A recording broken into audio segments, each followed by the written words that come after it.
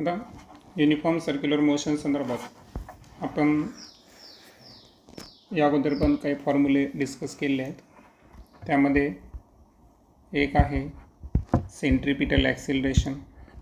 Okay, आता जेव्हा एखादी वस्तू युनिफॉर्म सर्क्युलर मोशनमध्ये असते त्यावेळेस सेंट्रिपिटल ॲक्सिलरेशन आपण विचारात घेतो.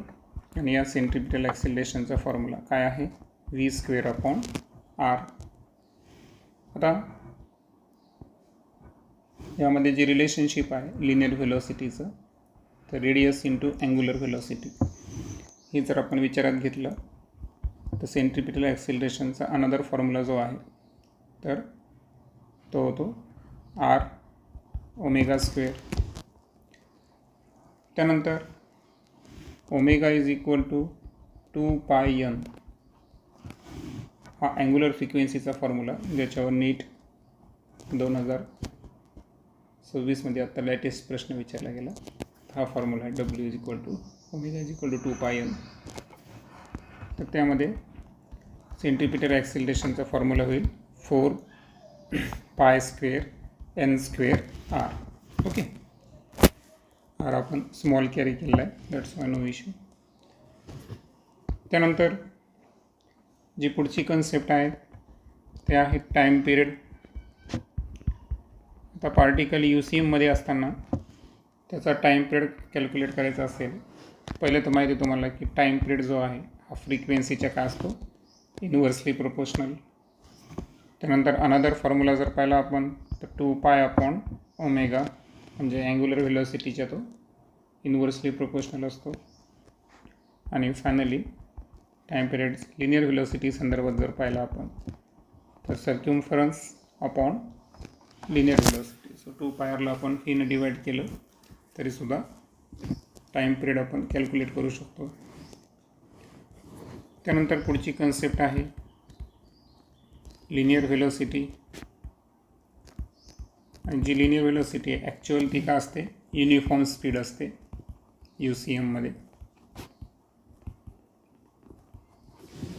सो या संदर्भात फॉर्म्युले जे आहेत, पहिलं तर आपण डिस्कस केलं आहे v is equal to r⍵.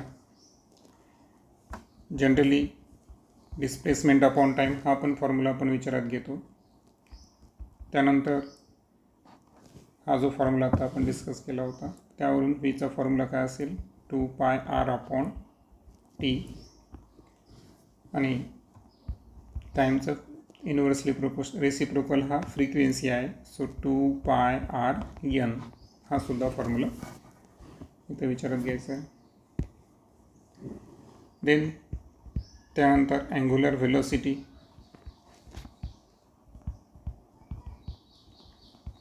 ज्याला आपण ओमेगानं डिनोट करतो, त्या संदर्भात ओमेगाचा पहिला फॉर्म्युला आहे v/r. त्यानंतर 2πn. त्यानंतर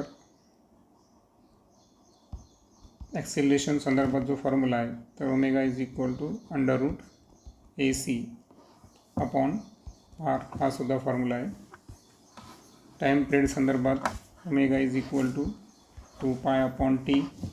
आणि अँग्युलर डिस्प्लेसमेंट संदर्भात θ/t. ओके, असे काही अँग्युलर व्हेलॉसिटीचे. आता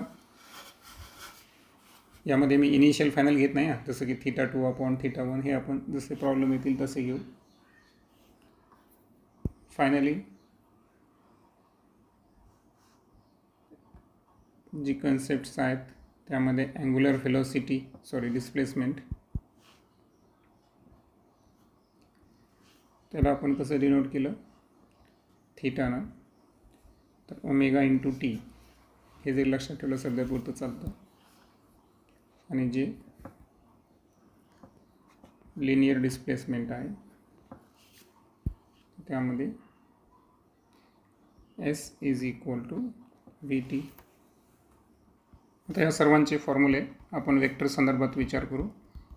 त्यामध्ये आपण सर्वात अगोदर पोझिशन वेक्टर अँड डिस्प्लेसमेंटबद्दल बोलू. जे की आपण ऑलरेडी लर्न केलं आहे, फक्त रिवाईज करायला आपण.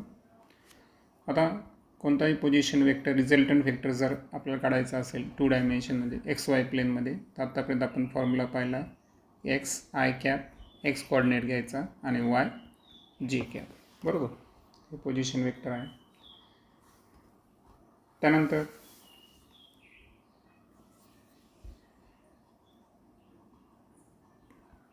डेल्टा आर म्हणजे चेंज इन पोझिशन जर घ्यायचा असेल आपल्याला, तर अशा वेळेस जो फॉर्म्युला आहे तो आपण घेणार delta X i cap plus delta y जे कॅप. ओके, चेंज असेल तर चेंज संदर्भात घ्यायचा. त्यानंतर ॲव्हरेज व्हेलोसिटी संदर्भात बोलू.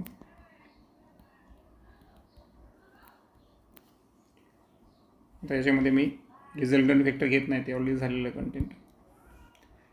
आता ॲव्हरेज व्हेलोसिटी जी आहे तर पोझिशन वेक्टर आपला आर आहे. So change in position vector upon change in time, हा असेल आपला व्हेलोसिटीचा फॉर्म्युला. आणि सो यामध्ये आपल्याला VXI आणि VYJ असे 2 कंपोनंट घ्यावं लागतील. आता यावरून जर आपल्याला इंस्टंटेनियस व्हेलोसिटी काढायची असेल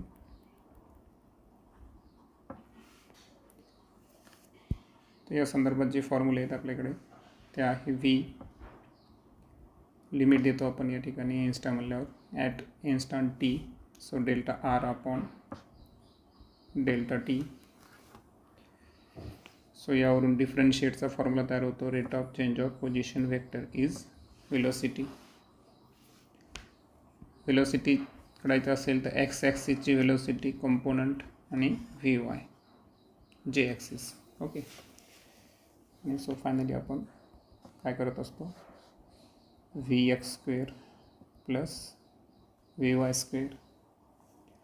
आता यांच्यामध्ये जी ट्रॅग्नोमेट्री ॲप्लिकेबल असते ती असते tan theta. Okay, so VY upon VX आणि यामध्ये थीटा काढायचा असेल तर tan inverse VY upon VX हे आपण विचारात घेत असतो. त्यानंतर ॲक्सिलरेशन संदर्भात जर पाहिलं आपण तर अगोदर ॲव्हरेज ॲक्सिलरेशन, त्यामध्ये ॲक्सिलरेशन काय आहे rate of change of displacement. So delta V upon delta T हे झालं आपलं ॲक्सिलरेशन. त्याचे कंपोनंट्स घ्यायचे असतील, रिझल्टंट असेल तर एक्स ॲक्सिसचा कंपोनंट प्लस वाय ॲक्सिस. त्यानंतर आहे इंस्टंटेनियस ॲक्सिलरेशन.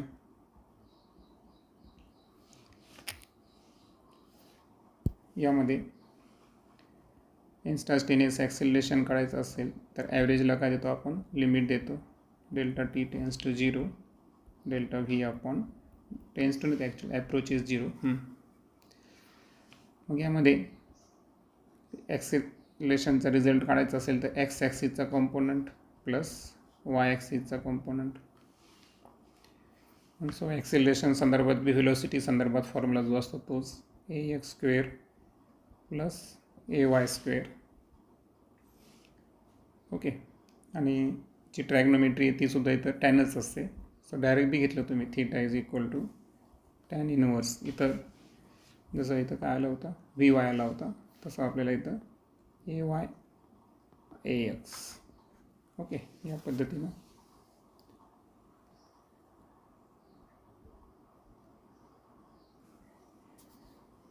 आता NCERTनं काय केलं आहे, आपले जे 3 इक्वेशन्स आहेत ओके त्या संदर्भात थोडं मॉडिफिकेशन केलेलं आहे.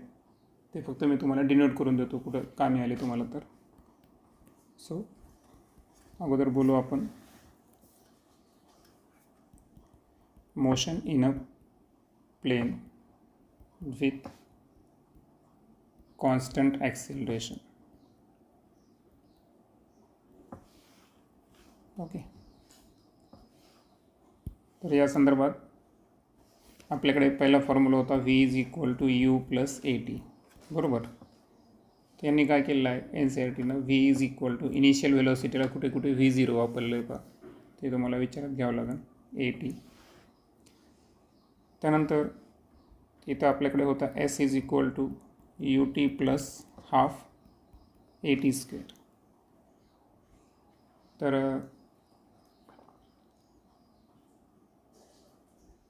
यांनी काय केलं आहे की जे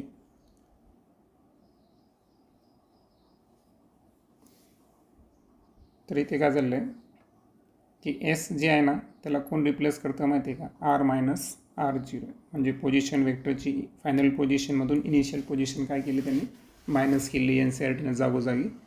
आणि म्हणून हा जो फॉर्म्युला आहे सेकंड, तर हा कसा आहे ॲप्लिकेबल होतो, R minus R zero is equal to U T plus half A T square, बरोबर. असं मॉडिफिकेशन झालं आहे.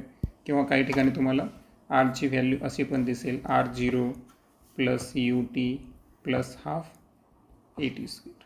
म्हणजे काही फक्त मॉडिफिकेशन झालेलं आहे की जे डिस्प्लेसमेंट आहे त्याऐवजी आर मायनस आर झिरो अशा दोन पोझिशनमधला डिफरन्स दिलेला आहे.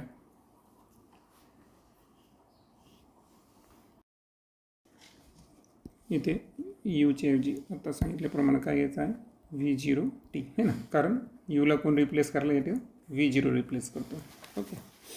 आता एक अजून लक्षात घ्या की आपल्याला आता ही वेलोसिटी आहे त्याचे जर आपल्याला कंपोनंट घ्यायचे असतील एक्स ॲक्सिस आणि वाय ॲक्सिस संदर्भात, तर तुम्हाला माहीत आहे की इथं एक्स ॲक्सिसचा कंपोनंट घ्यायचा असेल तर इनिशियल व्हेलोसिटी ही सुद्धा कोणत्या ॲक्सिसची घ्यावं लागेल, एक्स ॲक्सिस ती. आणि ॲक्सिलरेशन हे सुद्धा कोणतं घ्यावं लागेल, एक्स ॲक्सिसचं. त्यानंतर वाय ॲक्सिसची व्हेलोसिटी जर घ्यायची असेल तर इनिशियल व्हेलोसिटी ही वाय ॲक्सिसचीच असणार आणि ॲक्सिलरेशन हे सुद्धा काय असणार, वाय ॲक्सिसचं असणार. सेम पद्धतीनं आता जे आपण फॉर्म्युला लिहिला पोझिशन वेक्टर आर, याचे जर आपल्याला दोन कंपोनंट घ्यायचे असतील एक्स ॲक्सिस आणि Y axis. So x axis संदर्भात काय असतील, समजा एक्स ॲक्सिसची पोझिशन फायनली एक्स आहे, इनिशियल एक्स झिरो आहे. सो या ठिकाणी सुद्धा आपल्याला जो व्ही झिरो घ्यायचा आहे इनिशियल व्हेलॉसिटी ती कोणत्या ॲक्सिसची घ्यायची आहे, एक्स ॲक्सिसची. ओके. आणि प्लस ॲक्सिलरेशन जे आहे ते सुद्धा कोणाचं घ्यायचं आहे, एक्स ॲक्सिसचा. हा झाला याचा एक्स ॲक्सिसचा कंपोनंट. त्यानंतर वाय ॲक्सिसचं घेताना final position Y, initial position Y zero. Okay. So plus initial velocity Y ॲक्सिसची V zero Y V T plus half A T, A पुन्हा कोणता, वाय ॲक्सिसचा. ओके. सो अशा पद्धतीचे हे दोन कंपोनंट्स आहेत. आणि जे तिसरं कायनेमॅटिकल इक्वेशन आहे तर ते एन सी आर टीनं नाही घेतलं. पण तिसरं कोणतं आहे, V square is equal to U square plus 2as. जर घ्यायचंच राहिलं असतं तर आपण कसं घेतलं असतं, फायनल व्हेलॉसिटी तर व्हीच आहे. Okay. So V square is equal to यूच्या ऐवजी काय घेतलं असतं आपण, V zero square plus 2a. एसच्या ऐवजी काय आलं असतं आपला आर मायनस आर झिरो है ना, या पद्धतीनं आपण घेतलं असतं. इथे सॉरी टी स्क्वेअर राहिलं आहे. ओके. So components. आणि जर वरच्या पद्धतीनं जर आपल्याला कॉम्पोनंट घ्यायचेच असतील, ओके, सो इथे कॉम्पोनंट कसे घेणार आपण, एक्स ॲक्सिस संदर्भात. आता ॲक्च्युअल ते पोझिशन आहे त्याच्यामुळे त्याच्याबरोबर ते इथं व्हेलॉसिटीचे पोझिशनचा काही विषय नाही समजा. ठीक आहे. इथं एक्स आणि एक्स झिरो आले असते, वाय आणि वाय झिरो, बरोबर आहे का. आणि जिथे जिथं व्ही आहे तिथं व्ही कोणता घेतला असता आपण, एक्स ॲक्सिसचा व्ही एक्स वेगळा आणि व्ही वाय वेगळा, बरोबर ना. घ्यायचे तर घेऊन टाकू, काय अडचण नाही. पहा, V X square is equal to initial velocity X ॲक्सिसची व्ही झिरो एक्स त्याचा स्क्वेअर प्लस 2a, हे पण एक्स ॲक्सिसचं. आणि पोझिशन काय घेतली असती, X minus X zero. Y axis संदर्भात V Y square initial velocity V zero Y square acceleration A Y position Y minus Y zero, बरोबर. ते असे कॉम्पोनंट्स आहेत, एखाद्या वेळेस सहज फॉर्म्युल्यामध्ये विचारलं जाऊ शकतो. पण ॲक्च्युअल प्रॅक्टिकली यांचा किती उपयोग आहे ते आता आपण प्रॉब्लेममध्ये डिस्कस करू. पण त्यामध्ये एक शेवटची कन्सेप्ट राहिली आहे, relative velocity.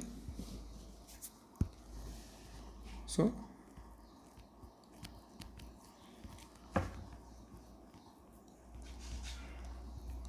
relative velocity in 2 dimension.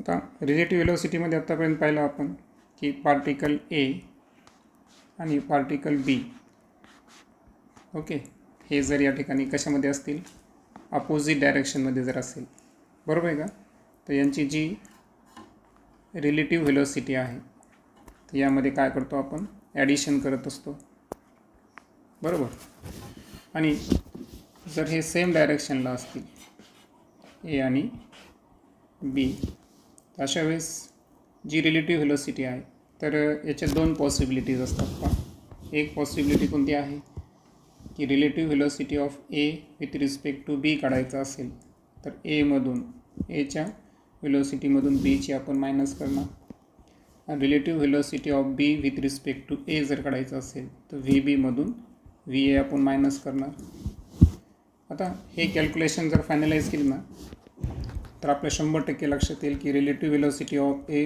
With respect to B आणि relative velocity of B with respect to A हे दोन्ही एकमेकांच्या काय असतात ऑपोजिट असतात पण यांचं मॅग्निट्यूड कसं येतं सेम येतं आणि म्हणून मॉडमध्ये आपण लिहू शकतो की relative velocity of A with respect to B is equal to V B okay so relative velocity same डायरेक्शनला जर असेल तर अशा वेळेस हे आपण अप्लिकेबल करणार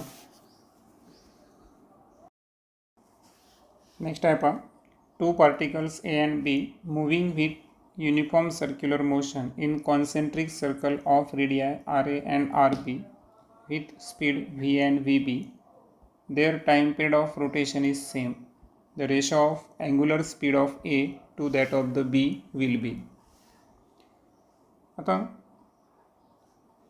दिलेला जो कंटेंट आहे आपल्याला तर पार्टिकल UCMमध्ये आहे ओके दोन रेडियस दिल्या दोन्हींच्या स्पीड डिफरंट आहे मात्र टाईम पिरियड कसा आहे सेम आहे सो आता आपल्याला माहिती आहे की टाईम पिरियडचा फॉर्म्युला आत्ताच पाहिला आपण T इज इक्वल टू 2π/ω आता हाच फॉर्म्युला का घेतला आपण कारण ॲक्च्युअल आपल्याला अँग्युलर स्पीडचा रेशो विचारलेला आहे आणि आपल्याला सांगितलं की पहिलं जे पार्टिकल आहे ए आणि दुसरा पार्टिकल बी यांचं टाईम पिरियड कसा आहे सारखा सो पहिल्याचा फॉर्म्युला असेल 2π/ω1 दुसऱ्याचा फॉर्म्युला असेल 2π/ω सॉरी याला ए लिहितो याला ओमेगा बी आता यामध्ये न्यूमरेटर कॅन्सल जर झाले तर डिनोमिनेटर एकमेकांच्या इक्वल आले क्रॉस मल्टिप्लिकेशननं so omega A is equal to omega B आता रेशो विचारला अँग्युलर स्पीडचा आता हे दोन्ही सारखे आहेत म्हणजे यांचा रेशो किती येणार या ठिकाणी 1:1 that's why option number A is the correct answer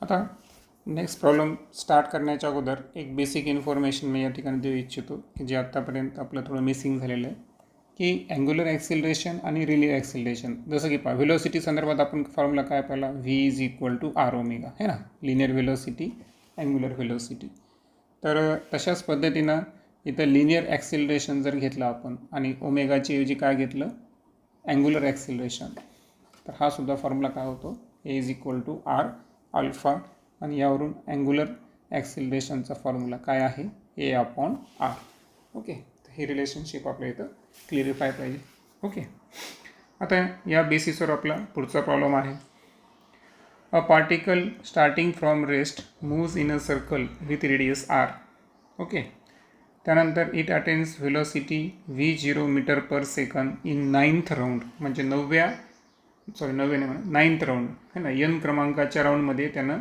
V0 एवढी स्पीड या ठिकाणी काय केली अटेन केली जेव्हा की त्याची इनिशियल स्पीड काय दिली आहे रेस्ट आहे बरोबर आहे का आणि nth राऊंड नंतर जी स्पीड आहे ती V0 आहे आता V0 या ठिकाणी काय झाली फायनल झाली लक्षात घ्या म्हणजे इथं तुम्हाला विचारात घ्यावं लागेल की initial velocity is equal to 0 and final velocity is equal to V0 बरोबर मग आता यामध्ये आपला जो बेसिक फॉर्म्युला आहे ओके फायनली आपल्याला काय कॅल्क्युलेट करायचं आहे अँग्युलर ॲक्सिलरेशन कॅल्क्युलेट करायचं आहे आता जे आपलं कायनेमॅटिकल इक्वेशन आहे V square is equal to U square plus 2as, याचा आपण विचार करू या ठिकाणी.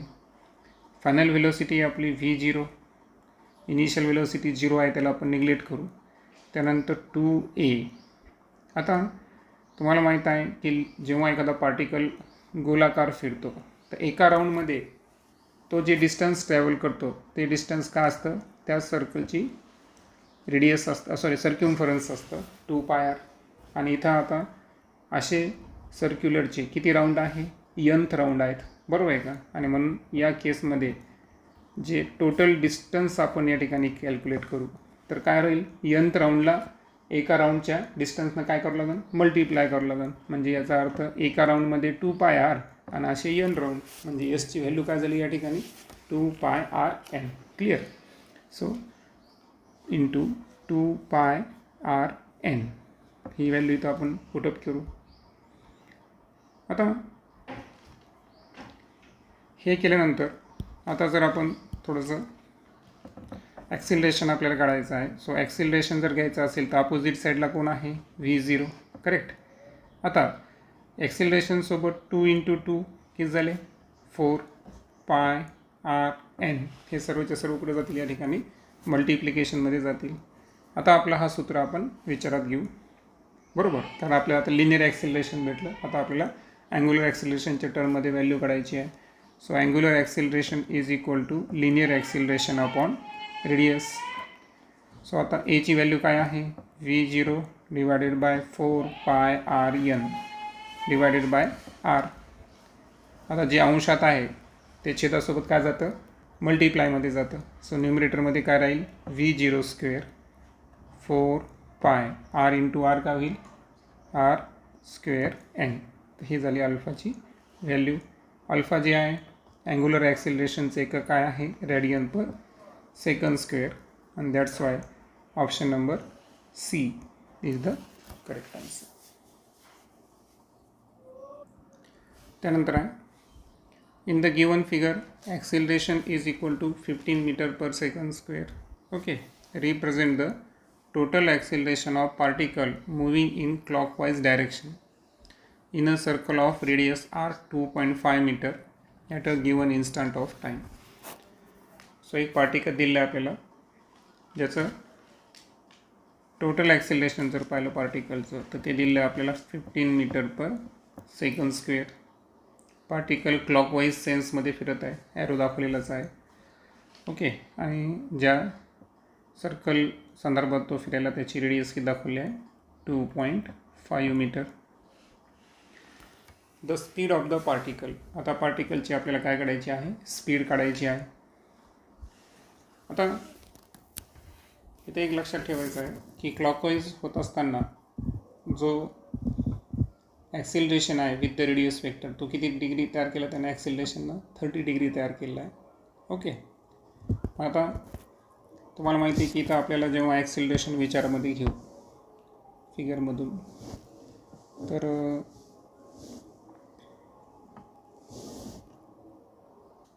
तर इथे कंपोनंट घेताना पहा आपण इथं राईट अँगल जर घेतला तर इथं कॉस थिटाची जर व्हॅल्यू घ्यायची असेल आपल्याला तर कॉस थिटाचा फॉर्म्युला काय आहे, ॲडजेसंट साईड, बरोबर.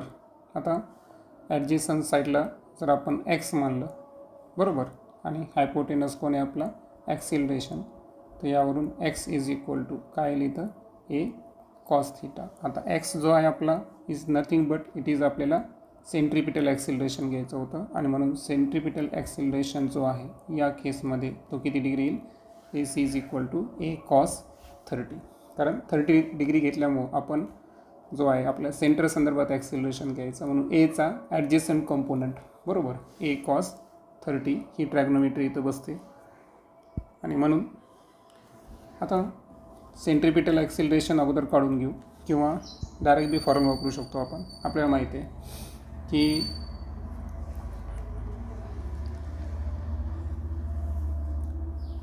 वाटल्यास ए सी काढूनच घेऊ. ए सी इज इक्वल टू एची व्हॅल्यू किती दिली आपल्याला 15 आणि कॉस 30ची व्हॅल्यू किती आहे √3/2 आणि सो व्हॅल्यू किती येईल इथं 15 √3 डिवायडेड बाय 2. ओके.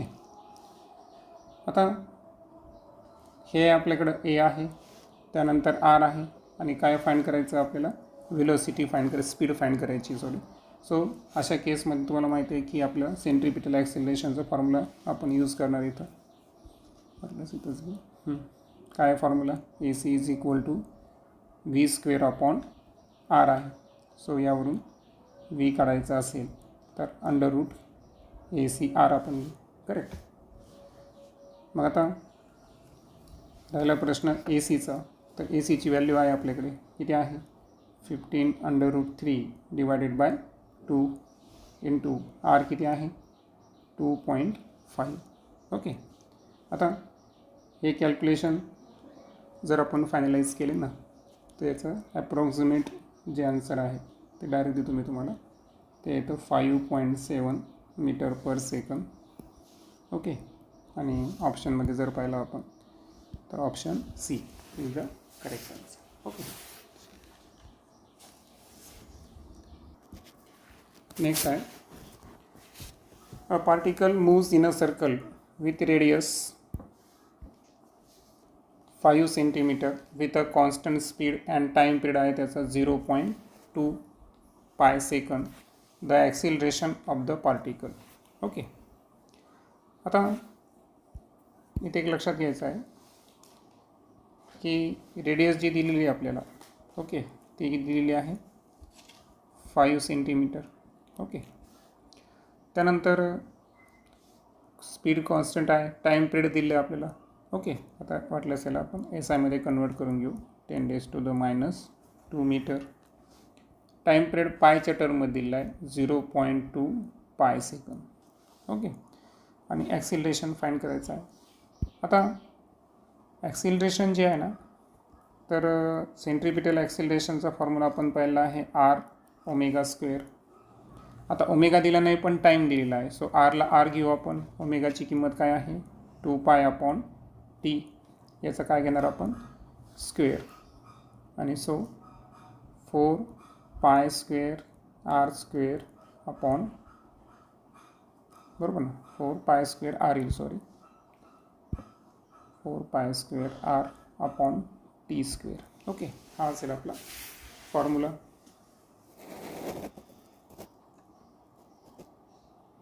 सो आता किमती टाकून घेऊ आपण. आता इथं पायच्या टर्ममध्ये टाईम आहे बा, त्याच्यामुळं आपण इथं काय करणार, पायची व्हॅल्यू टाकणार नाही. सो 4π², आरची किंमत आहे 5 × 10⁻². आता हे 0.2 सेकंद आहेत, बरोबर ना. सो आता याला आपण काय करू, त्याचा स्क्वेअर जर घेतला आपण तर किती होईल, 0.04. करेक्ट. तर 0.04 न लिहिता आपण काय करू, 4 × 10⁻² लिहू, बरोबर. आणि राहिला पाय, तर हा π². सो आता काय होईल, 4 get cancel, -2 get cancel, pi get cancel.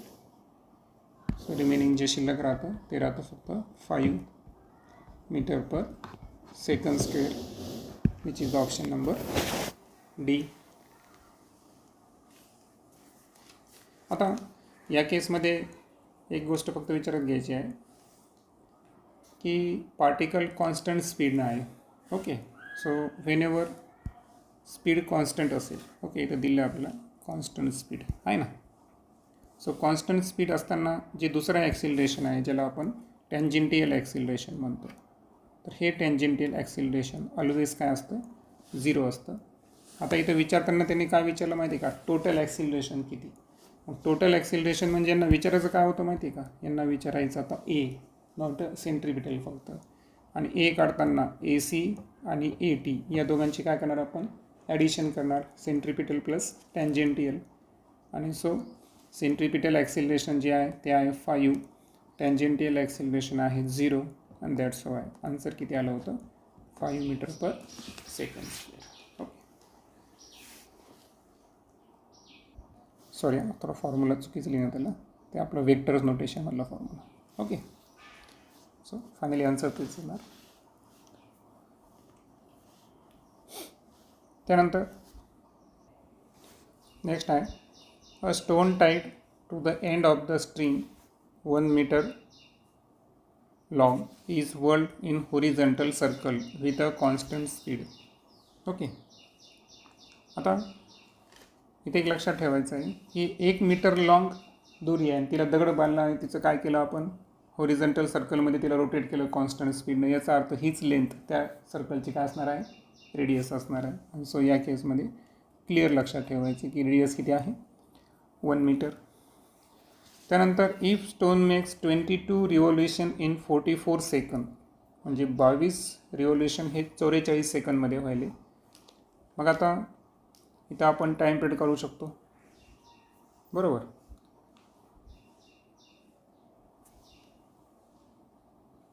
आणि सो या केसमध्ये जर आपल्याला टाईम पिरियड काढायचा असेल तर कसं काढणार आपण,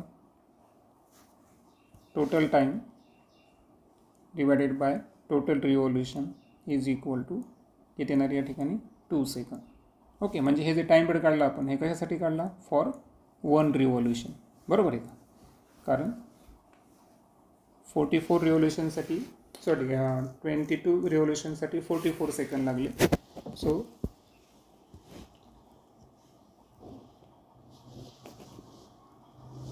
या ठिकाणी एका रिव्होल्युशनसाठी लागणारा जो कालावधी आहे तो कालावधी किती आला, 2 सेकंद, बरोबर ना, clear.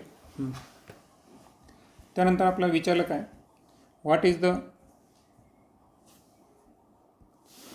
Is the magnitude and direction of acceleration of the stone. आता ॲक्सिलरेशनची फक्त व्हॅल्यू नाही विचारली तर तुम्हाला डायरेक्शनसुद्धा विचारलेली. ओके,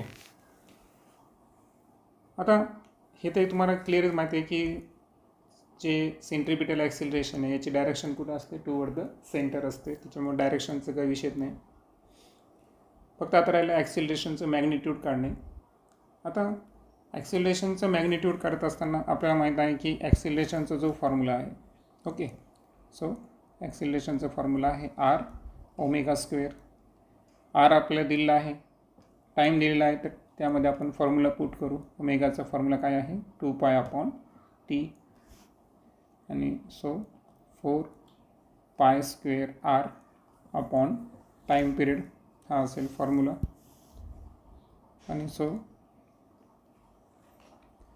आपल्याला ऑप्शन हे पायच्या टर्म्समध्ये आहेत त्यामुळे आपण पायची किंमत टाकणार नाही. आर जे आहे ते दिलेलं आहे 1 मीटर आणि टाईम पिरियड आहे 2 सेकंद, बरोबर. तिथे टीचा स्क्वेअर घ्यायचं राहिलं, सॉरी. सो टीचा स्क्वेअर घेतल्यानंतर इथं 2चा स्क्वेअर किती येणार, इथं 4 येणार.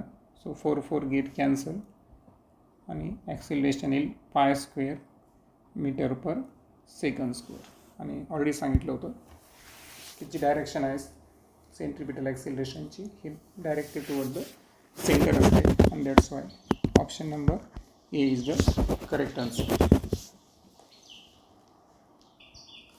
नेक्स्ट आहे, a particle moves along a circle of radius 20 by pi meter. Okay, म्हणजे आपल्याला जी ती रेडियस दिलेली आहे ती आहे 20 by pi meter with a constant tangential acceleration. tangential acceleration constant आहे. If velocity of particle is 80 meter per second at the end of the second revolution after motion has begun, the tangential acceleration is. आता इथं आपल्याला 80 metre per second दिलेला आहे, परंतु okay वाटल्यास आपण ते घेऊन टाकू की व्हेलॉसिटी जी पार्टिकलची ती दिलेली आहे 80 मीटर पर सेकंद. Okay, no issue. पण इथं एक पॉईंट आहे, काय माहिती आहे का, की ही व्हेलॉसिटी केव्हा आहे पार्टिकलची, at the end of the second revolution. मग आता जेव्हा आपण थिटा विचार करू तर थिटामध्ये आपण माहीत आहे इथं ॲक्च्युअल रिव्होल्युशन किती झालेले आहे, 2 रिव्होल्युशन झालेले आहेत. ओके, आता एक रिव्होल्युशन 360चा असतो म्हणजे 2 पाय. दॅट्स वाय इथं 2 रिव्होल्युशनसाठी किती घेणार आपण, 4 पाय रेडियन, करेक्ट. सो लक्षात ना, 360साठी 2 पाय असतो. पायची किंमत पाय रेडियनमध्ये किती घेतो आपण, 180. 2 पायसाठी 360 आणि 2 राऊंड झाले म्हणजे 360 + 360 इज इक्वल टू किती झालं 4 पाय रेडियन. हे झालं अँग्युलर डिस्प्लेसमेंट. आता इथे एक गोष्ट लक्षात ठेवायची तुम्ही की इथे एक शब्द वापरलेला आहे की 2 रिव्होल्यूशन झालं असेल पण एक शब्द काय वापरला आफ्टर मोशन हॅज बिगन, म्हणजे एक विशिष्ट टायमिंगला मोशन काय झालेलं आहे स्टार्ट झालं आहे. म्हणजे याचा अर्थ इनिशियल जे अँग्युलर व्हेलोसिटी आहे ती काय आहे 0 आहे. इथे लक्षात इनिशियल व्हेलोसिटी का 0 आहे कारण मोशन स्टार्ट झाल्यानंतर त्यानं 2 राऊंड पूर्ण केले. याचा अर्थ स्टार्टची इनिशियल व्हेलोसिटी अँग्युलर व्हेलोसिटी काय असणार त्या ठिकाणी 0 असणार. आता राहिला प्रश्न फायनल अँग्युलर व्हेलोसिटीचा. फायनल अँग्युलर व्हेलोसिटीचा फॉर्म्युला काय असतो, तो असतो ओके. तर या केसमध्ये आपल्याला ती काढायची सध्या गरज नाही. ओके, ते इक्वेशनमध्ये आपण इलिमिनेट करणार आहे राशी. आता आपण फोकस करूया कायनेमॅटिकल इक्वेशनवर. आता हे कायनेमॅटिकल इक्वेशन जे ॲनालॉगस आहे ते कोणाचे आहे, आपला जो थर्ड कायनेमॅटिकल इक्वेशन आहे. थर्ड कायनेमॅटिकल इक्वेशन काय होतं 1 डायमेन्शनमध्ये v² = u² + 2as. बरोबर. आता तुम्हाला माहिती आहे की इथं कोण रिप्लेस करतं final angular velocity initial angular velocity. एला कोण करतं अँग्युलर ॲक्सिलरेशन आणि डिस्प्लेसमेंटला कोण करतं या ठिकाणी अँग्युलर डिस्प्लेसमेंट. बरोबर. असं रिप्लेस जर केलं तर कायनेमॅटिकल इक्वेशन काय होईल ω² = ω02 + 2α θ. करेक्ट. आता ज्या अर्थी ओमेगा इनिशियल अँग्युलर व्हेलोसिटी 0 आहे सो यामध्ये आपण काय करू शकतो ω² = 2α θ कॅल्क्युलेट करू शकतो, विचार घेऊ शकतो. आता आपल्याकडे ज्या किमती आहेत ते आहे आर व्ही याच्या टर्ममध्ये किमती आहेत. आपल्याकडे तर ओमेगा पण नाही आणि अल्फा पण नाही. मग अशा वेळेस आपल्याला काय करावं लागेल की या दोन्हींच्या जे फॉर्म्युले आर आणि व्ही संदर्भात ते विचार करावं लागेल. मग तुम्हाला माहीत आहे की ओमेगाचा जो फॉर्म्युला आहे व्ही आणि आर संदर्भात तो कोणता आहे v/r. करेक्ट. आणि राहिला प्रश्न अल्फाचा. तर अल्फाचा त्या संदर्भात फॉर्म्युला जर पाहिला आपण तर आपल्याला माहीत आहे की अल्फाचा आत्ताच रिलेशनशिप पाहिला आपण. तर अल्फा बरोबर काय असतं a/r, म्हणजे जे ॲक्सिलरेशन आहे त्याला आपल्याला आरनं डिवाईड करावं लागतं. ओके. मग आता ॲक्च्युअल आपल्याला टँजेंटियल ॲक्सिलरेशन इथं विचारलेलं आहे. म्हणजे आपल्याला इथं हा ए विचारात घ्यायचा आहे. म्हणजे या एला आपल्याला काय करायचं आहे इथं क्रिएट करावं लागेल या ठिकाणी. तरच आपलं आन्सर या ठिकाणी काय होणार आहे फायनलाइज होणार आहे. Correct.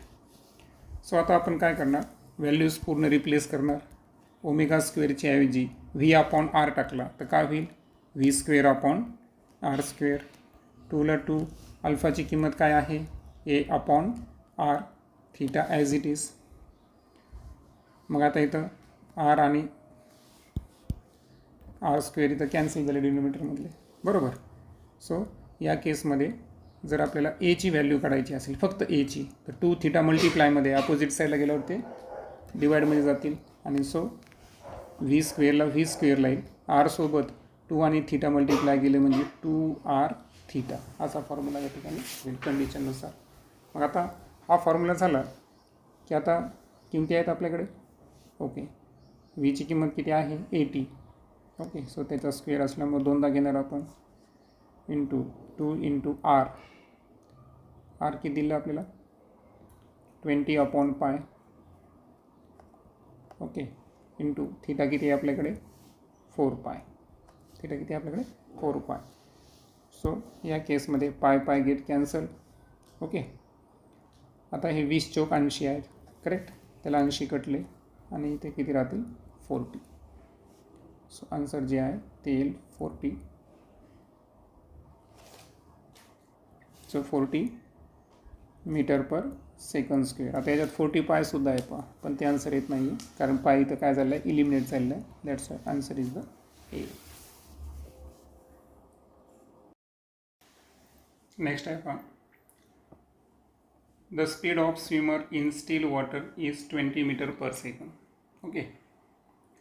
The speed of river water is 10 मीटर/सेकंड and is flowing due to east.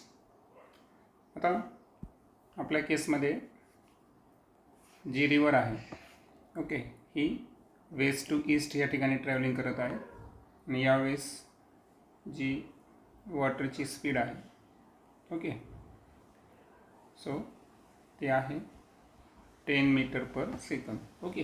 आणि फ्लो होती कुठं करते, ईस्ट डायरेक्शनला.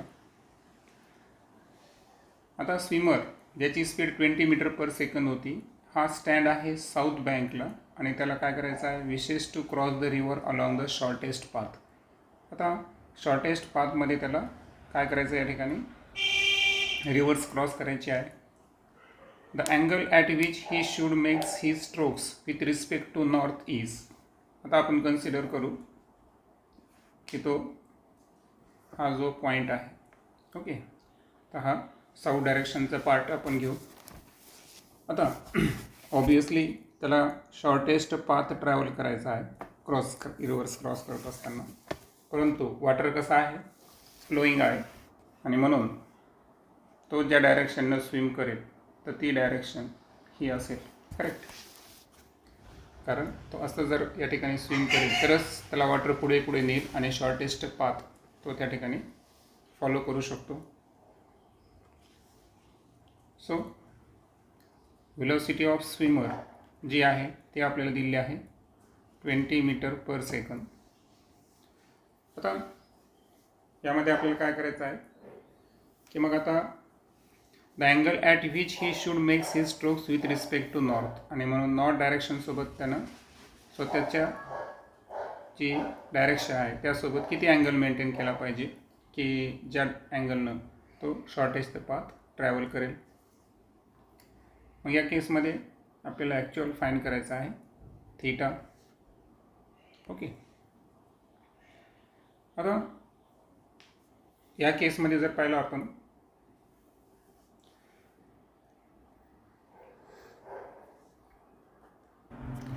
आता हे गणित वेगवेगळ्या पद्धतीने सोडवता येतं का. तर अगोदर हा अँगल जो आहे हा थीटा आपण घेतला. आता एक लक्षात घ्या की जी रिव्हरची स्पीड आहे, बरोबर, तर ह्या रिव्हरच्या स्पीडला आपल्याला काय करायचं आहे, न्यूट्रलाइज करायचं आहे, ओके. सो ही जी व्हेलोसिटी आहे याचा आपल्याला या पॉईंटचा कंपोनंट विचारात घ्यावा लागेल. समजा आपण व्हेलोसिटीचे 2 कंपोनंट घेतले, बरोबर. आता इथं VS आहे, जर आपण याला पॅरलल एक लाईन काढली तर हा अँगलसुद्धा काय होऊन जातो, थीटा होऊन जातो. मग हा जो कंपोनंट आहे, सपोज या कंपोनंटला आपण एक्स कन्सिडर केलं. आता काय होतं की आपला जो हायपोटेनस आहे तो काय आला या ठिकाणी, हायपोटेनस आहे VS, थीटा आहे समोरची राशी, आपल्याला हे डिस्टन्स आपण काय कन्सिडर केलं आहे, एक्स कन्सिडर केलं आहे, म्हणजे या व्हेलोसिटीचं कंपोनंट. सो साइन थीटा जर घेतला आपण तर साइन थीटा म्हणजे काय, opposite side upon hypotenuse. So opposite side X आणि ॲडजस्टंट आहे VS. सो या ठिकाणी X is equal to VS sine theta, हा कंपोनंट याला या ठिकाणी व्हेलोसिटीचा. सो स्विमरची व्हेलोसिटीचा असा कंपोनंट जो रिव्हरच्या व्हेलोसिटीला न्यूट्रलाइज करेल ते कंपोनंट कोणता याला, VS कॉस थीटा. म्हणजे VS कॉस थीटा आणि VR हे दोन्ही एकमेकांच्या काय आले, इक्वल आले, कारण तो त्याला काय करणार या ठिकाणी मिनिमाइज करणार. सो रिव्हरची स्पीड कॅन्सल आउट करण्यासाठी आपण VS sine theta VS sine theta विचारात घेऊ.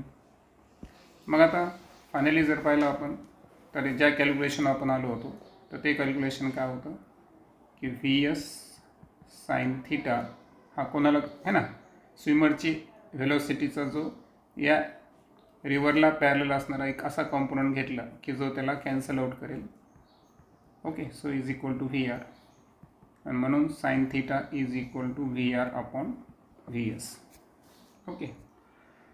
आणि सो म्हणून या केसमध्ये रिव्हर आहे 10, VS आहे 20, सो 1/2, म्हणून थीटा जो आहे हा किती येईल या ठिकाणी 30 डिग्री, ओके. आता इथे हे पण जमलं असतं की थीटा जर घेतला आपण तर अपोजिट साईड अपॉन काय घेतलं असतं आपण, हायपोटेनस. ठीक आहे, आपल्याला ॲक्च्युअल कन्सेप्ट समजून घ्यायची होती की आपल्याला रिव्हरची व्हेलोसिटी कॅन्सल आउट करण्यासाठी स्विमरचे त्याला पॅरलल असणाऱ्या कंपोनंट आपल्याला व्हेलोसिटीचा घ्यायचा होता. तो आपला निघाला होता VS sin θ. VS sin θ VRच्या equal असल्यामुळे या मेथडनं आपण ती व्हॅल्यू काढली. नेक्स्ट आहे पहा, 2 boys are standing at the ends A and B of a ground where AB is equal to A.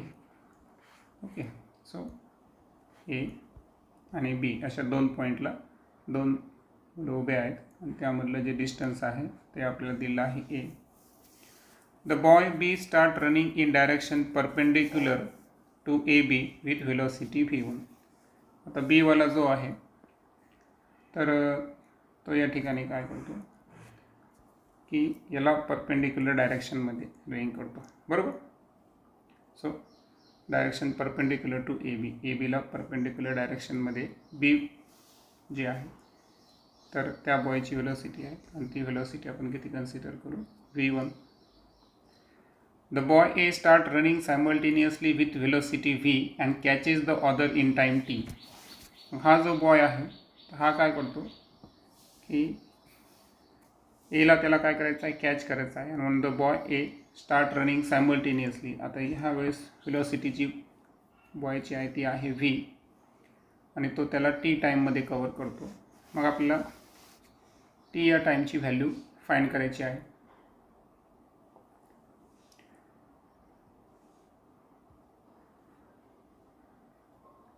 आता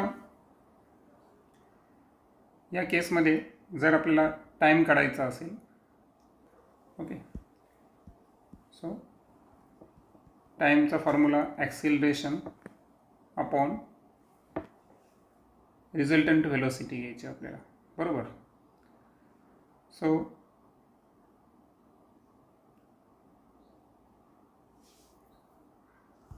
रिलेटिव्ह व्हेलोसिटी घ्यायची, सॉरी.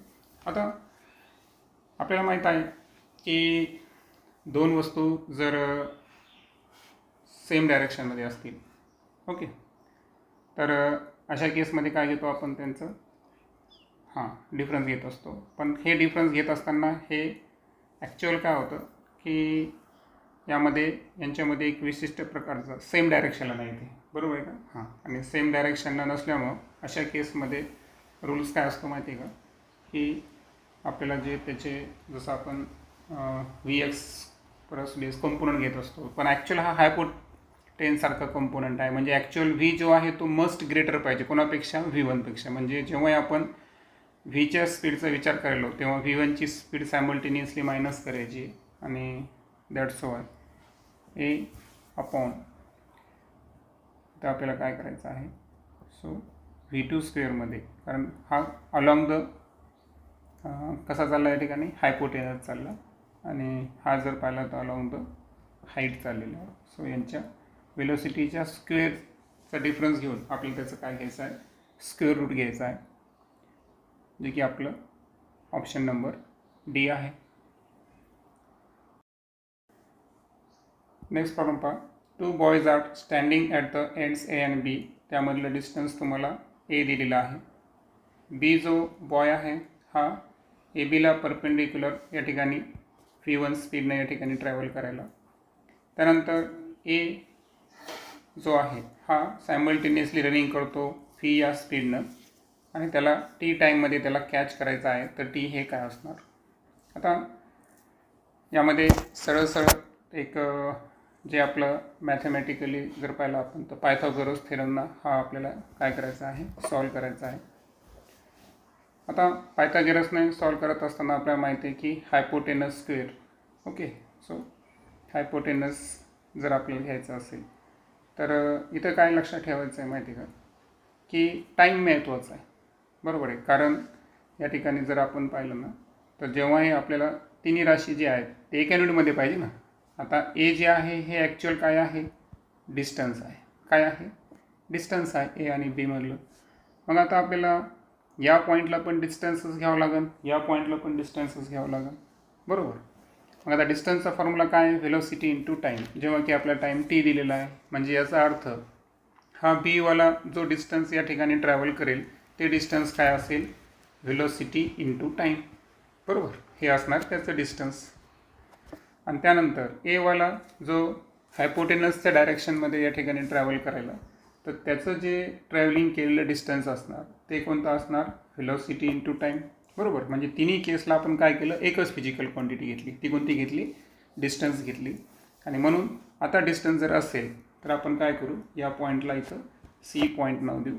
आणि so A C square is equal to काय असणार या ठिकाणी, A B square plus B C square. आणि मग आता ए सी स्क्वेअर जर पाहिला आपण तर व्ही स्क्वेअर टी स्क्वेअर येईल. ए बी जर पाहिला तर ए स्क्वेअर प्लस बी सी जर पाहिला तर व्ही वन टी आहे, so V one square plus T square. आता आपल्याला काढायचं काय आहे की आपले ऑप्शन जर पाहिले आपण तर ए आणि व्हीच्या टर्ममध्ये आहेत, टीच्या टर्ममध्ये आहे का, नाही. म्हणजे ॲक्च्युअल आपल्याला टीची व्हॅल्यू फाइंड करायची आहे. आणि सो या केसमध्ये ही जी राशी प्लस आहे ती अपोजिट साईडला काय होईल, या ठिकाणी मायनस होईल. आणि so V square T square minus V one square T square is equal to A square. So आता या केसमध्ये टी स्क्वेअर कॉमन निघेल, correct. So T square common जर काढला आपण तर V square minus V one square is equal to A square. आणि त्यानंतर T square is equal to A square upon V two square minus V minus V one square. आणि finally टीची value जर पाहिली आपण तर ऑप्शननुसार जर गेलो तर डायरेक्टच स्क्वेअर रूट दिलेला आहे. So that's why A square upon V square minus V one square, असं कसं आन्सर असेल. आता नेक्स्ट प्रॉब्लेममध्ये जर पाहिलं आपण तर जी विड्थ आहे रिव्हरची ती आहे 1 kilometre. Okay, so most important आपण जी रिव्हरची विड्थ आहे ती 1 किलोमीटर घेऊन टाकू, ठीक आहे. त्यानंतर velocity of boat is 5 kilometre per hour. आता बोटची व्हेलोसिटी आहे 5 किलोमीटर पर हावर. पण काय दिलं की boat cover width of river in shortest time 15 minutes. म्हणजे आता लक्षात घ्या की रिव्हरची डायरेक्शन ही असेल, बरोबर, टुवर्ड द ईस्ट आपण कन्सिडर केलं. आता याला शॉर्टेस्ट पाथ याने सांगितलं. शॉर्टेस्ट टाईममध्ये त्यांनी काय केलं, विड्थ ट्रॅव्हल केली. शॉर्टेस्ट टाईममध्ये विड्थ ट्रॅव्हल केली म्हणजे पुन्हा एकदा काय झालं की त्याची जी डायरेक्शन असणार ती अशी असणार, बरोबर, ही असणार बोटची डायरेक्शन. आणि ओव्हरऑल जर पाहिलं आपण तर आपल्याला व्हेलोसिटी ऑफ रिव्हर स्ट्रीम म्हणजे आपल्याला व्ही आर कॅल्क्युलेट करायचं आहे. मग आता अशा केसमध्ये जर पाहिलं आपण तर सर्वात अगोदर आपल्याला काय करावं लागेल की तर टाईम टाईम दिलेला आपल्या शॉर्टेस्ट टाईम 15 मिनिट्स, बरोबर. आणि डिस्टन्स किती आपल्याकडे 1 किलोमीटर शॉर्टेस्ट पाथचं. मग यामध्ये आपल्याला जी बोटची रिझल्टंट व्हेलोसिटी आहे, ओके, सो ॲक्च्युअल ही झाली बोट आणि ही झाली त्याची resultant velocity. So resultant velocity जर काढायचं असेल आपल्याला कॅपिटल आर यू, म्हणजे रिव्हर त्याच्यामध्ये कन्फ्युजन होणार नाही. सो रिझल्टंट व्हेलोसिटी काढायचं असेल तर ॲक्च्युअल बोटनं डिस्टन्स किती ट्रॅव्हल केलं होतं, 1 किलोमीटर. आणि टाईम घेतला 15 मिनिट्स. 15 मिनिट्स म्हणजेच किती, 1/4 हावर. सो ओव्हरऑल जर पाहिलं तर छेदातल्या छेद पुढं जाईल अंशामध्ये. सो स्पीड किती होईल, 4 किलोमीटर पर हावर. ही झाली रिझल्टंट स्पीड. आता ओव्हरऑल जर पाहिलं आपण तर बोटची जी स्पीड आली आपली ती आली 5 किलोमीटर पर हावर. परपेंडिक्युलर डायरेक्शनमध्ये जी रिझल्टंट स्पीड मिळाली ती आहे 4 किलोमीटर पर हावर. आणि आपल्याला आता रिव्हरची स्पीड काढायची आहे. सो इथं तुम्हाला माहिती आहे की हायपोटेनस 5 आलेला आहे, अनदर साईड 4 आहे. सो डेफिनेटली पायथागोरसनुसार जर गेलो आपण तिथे किती येणार या ठिकाणी, 3 kilometre per hour, which is the option number ए.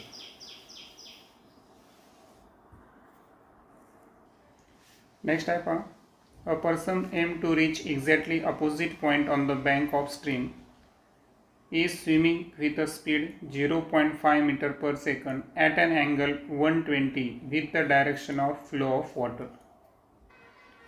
आता एक व्यक्ती आहे की ज्याचा उद्देश काय आहे की बँक स्ट्रीमच्या एक्झॅक्टली अपोजिट त्याला जायचं आहे, म्हणजे पुन्हा आपल्या त्याच कंडिशन, बरोबर. सो ही जी आहे ही असणार त्याची रिझल्टंट स्पीड, बरोबर. ही असणार बरोबर रिव्हरची स्पीड, त्यानंतर ही असणार स्विमरची स्पीड, बरोबर. पण इथं एक वेगळं काय दिलं माहिती का, की आपल्याला डायरेक्ट हायपोटेनस दिलं, डायरेक्ट त्याची स्वतःची स्पीड दिली आहे, मान्य.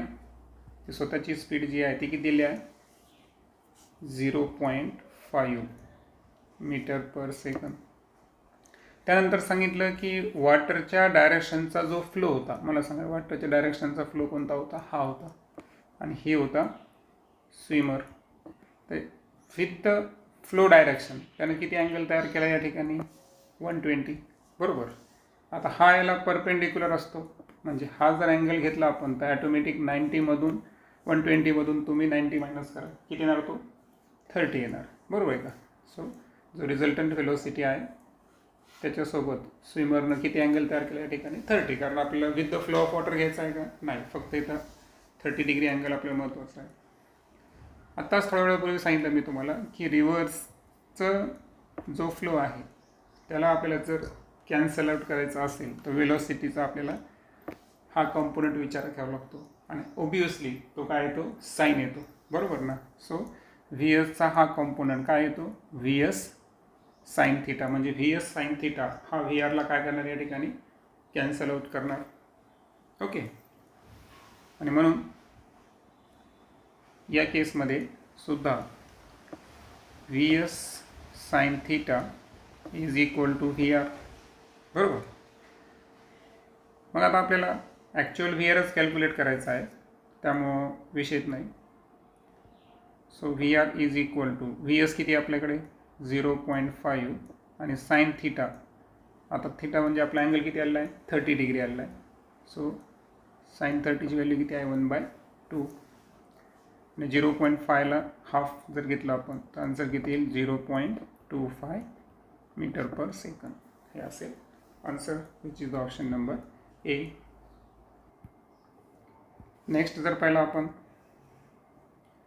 दोन पार्टिकल्स आहे ए अँड बी, तर त्यांना कनेक्ट केलेलं आहे पा रिजिड रॉड ए बीच्या साहाय्यानं, ओके. सो हा पार्टिकल ए आणि या ठिकाणला बी आहे, ए बीला हे रिजिड रॉडनं कनेक्ट केलेलं आहे, ओके. आता रिजिड रॉडनं कनेक्ट केल्यानंतर काय झालं की रॉड स्लाइड्स, म्हणजे रॉड जो आहे तो घसरला, पण कसा अलॉंग द परपेंडिक्युलर रेल्स, म्हणजे आता पहा जिची ही एखादी काय आहे शिडी आहे असं जर आपण कन्सिडर केलं तर ती कशी घसरली माहिती आहे का, की ती इकडे परपेंडिक्युलर यायचा प्रयत्न करते, म्हणजे ए जी आहे हा ए भाग इकडे जायचा प्रयत्न करतो, मग ए जर इकडे यायचा प्रयत्न करेल तर बी भाग कुठे जायचा प्रयत्न करेल वर जायचा प्रयत्न करेल, बरोबर. मग आता याच्यात तुम्हाला सांगितलं की velocity of A to the left is 10 metre per second. आता डेफिनेटली ए जो आहे तो लेफ्ट साईडला यायला, आणि सो एची व्हेलोसिटी जी आहे तर ती आहे 10 metre per second. What is the velocity of B when the angle alpha is 60. मग हा अल्फा जर 60 डिग्री असताना बी जो अपवर्ड चालला तर या बीची व्हेलोसिटी काय असेल हे आपल्याला इथं विचारलेलं आहे. आता ज्या अर्थी आपल्याला अल्फा अँगलची अपोजिट साईड आणि ॲडजेसंट साईड दिलेली आहे, तिथे ट्रॅग्नोमेट्री कोणती ॲप्लिकेबल होईल या ठिकाणी, ती ट्रॅग्नोमेट्री असेल टॅन. आणि सो आपल्या केसमध्ये टॅन अल्फा जर काढायचा असेल तर अपोजिट साईड काय आहे व्ही बी आणि ॲडजेसंट साईड काय आहे व्ही ए. यामध्ये आपल्याला व्ही बी कॅल्क्युलेट करायचा आहे. सो व्ही ए इंटू काय घ्यावं लागणार आपल्याला टॅन अल्फा. सो एची स्पीड आहे 10 इंटू टॅन अल्फा 60 डिग्री आहे, ओके. सो 60 टॅन 60ची किंमत किती आहे √3 सो तुमचा असं आन्सर असेल 10√3. ऑप्शनमध्ये नाही आहे, दॅट्स वाय √3ची किंमत जी आहे ते आहे 1.732. याला जर आपण अनलाइज केलं तर 17.32 ओके मीटर पर सेकंद, जे की ऑप्शन नंबर डी असेल. नेक्स्ट आहे पहा.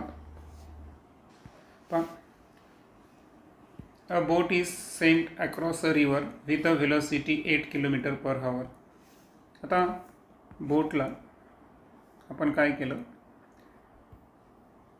की एका विशिष्ट व्हेलोसिटीनं सेंड केलं आणि ती व्हेलोसिटी आहे 8 km/h. Resultant velocity of boat is 10 km. आता रिझल्टंट व्हेलोसिटी वाढली याचा अर्थ ही रिझल्टंट व्हेलोसिटी अशा पद्धतीची असणार, बरोबर. आणि सो रिझल्टंटसाठी व्ही आर घेतलं आपण, ते आली 10 km/h. आता इथं एक लॉजिक आहे बरं, की राईटला का घेतलं मी लक्षात आलं तुम्हाला, कारण ॲक्च्युअल व्ही बीपेक्षा व्ही आर ग्रेटर आलं. जर तो लहान आला असता तर व्ही बी काय झाला असता, हायपोटेनस झाला असता. क्लिअर ना. मग आता राहिला प्रश्न काय की व्हेलोसिटी ऑफ रिव्हर. आता सपोज व्हेलोसिटी ऑफ रिव्हरची जी डायरेक्शन आहे ती आपण ही कन्सिडर केली तर सरळ इथं पायथागोरस आहे, 10 हायपोटेनस आहे, 8 एक साईड आहे तर दुसरी साईड ॲटोमॅटिक काय होणार आहे, 6 होणार आहे. That's why option number B is the correct answer.